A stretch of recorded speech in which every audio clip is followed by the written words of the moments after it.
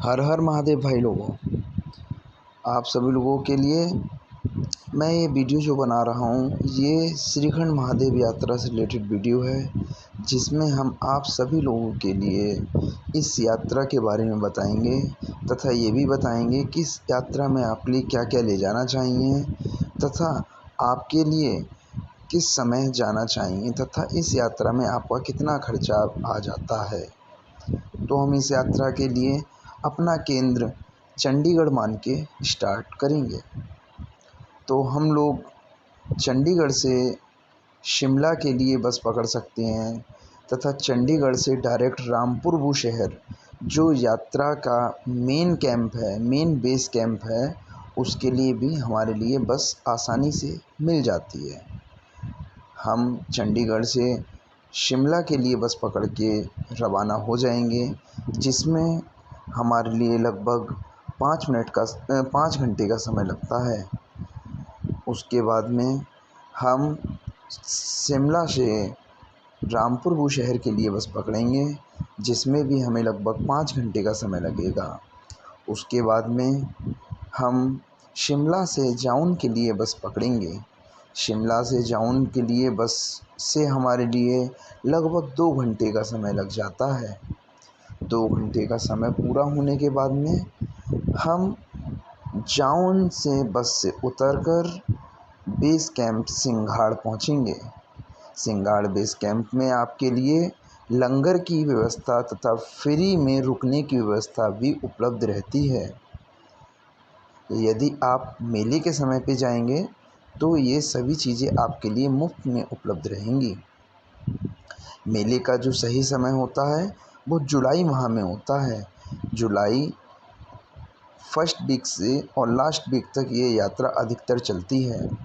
इस यात्रा में आपसे मैं एक अनुरोध करूँगा कि कोई भी व्यक्ति गंदगी ना फैलाए, क्योंकि ये हमारा हिमाचल है। हम इसे जितना स्वच्छ और शुद्ध रखेंगे उतना ही हमारे लिए अच्छा होगा। अब हम बेस कैंप पहुंचने के बाद में एक रजिस्ट्रेशन करवाते हैं। रजिस्ट्रेशन करवाने के बाद में हम आगे की ओर अपनी यात्रा प्रारंभ करेंगे। रजिस्ट्रेशन का चार्ज इस बार 200 रुपये रखा गया है। 200 रुपये रजिस्ट्रेशन चार्ज देकर आप आगे बढ़ सकते हैं।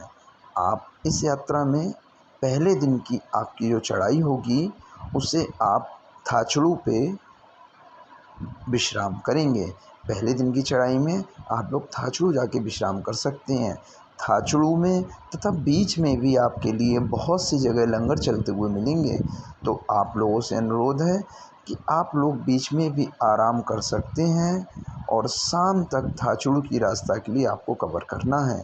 थाचड़ू की रास्ता कवर करते समय आपके लिए बहुत सी सावधानियां बरतनी हैं। पहले दिन आपके लिए पानी की थोड़ी सी समस्या होती है, क्योंकि वो एकदम खड़ी चढ़ाई होती है। तो उस चढ़ाई से बचने के लिए आप अपने साथ में पानी और इलेक्ट्रॉल ज़रूर लेकर चलें। आप लोग थाचड़ू पहुंच चुके हैं।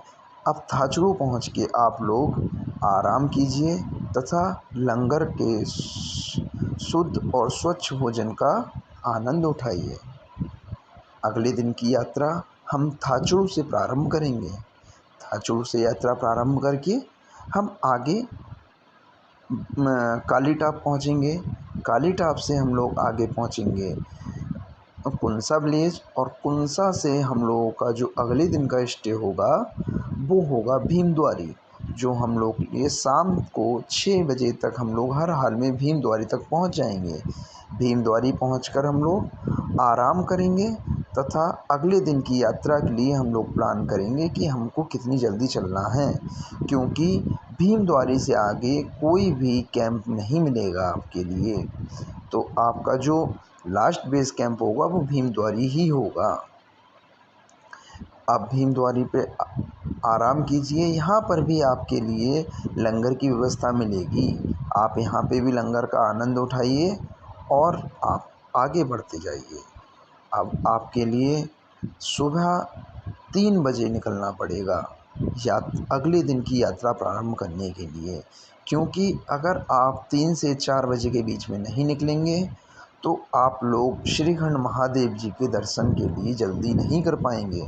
और यदि आप लोगों के लिए श्रीखंड महादेव दर्शन ऊपर पहुंचने में देर हो गई तो आप लोगों के लिए महादेव के दर्शन भी ओझल हो सकते हैं, क्योंकि वहाँ पर धूप के साथ में धुंध आ जाती है, जिस कारण महादेव के पूर्ण दर्शन नहीं हो पाते हैं। अब हम सुबह की अपनी चढ़ाई चालू करेंगे। अब हम आगे बढ़ते हैं तो आगे पड़ेगा हमारे लिए पार्वती झरना, उसके बाद में नैन सरोवर, फिर भीम वही स्थल पड़ेगा जिसमें भीम ने स्वर्ग की सीढ़ियों का उल्लेख किया है।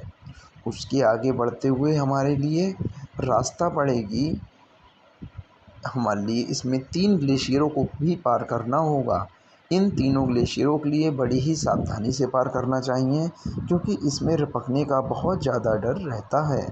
अब आप लोग कुछ ही समय में, लगभग अगर आप 4 बजे निकलते हैं तो आप 10 बजे तक हर हाल में महादेव के दर्शन के लिए पहुंच जाएंगे।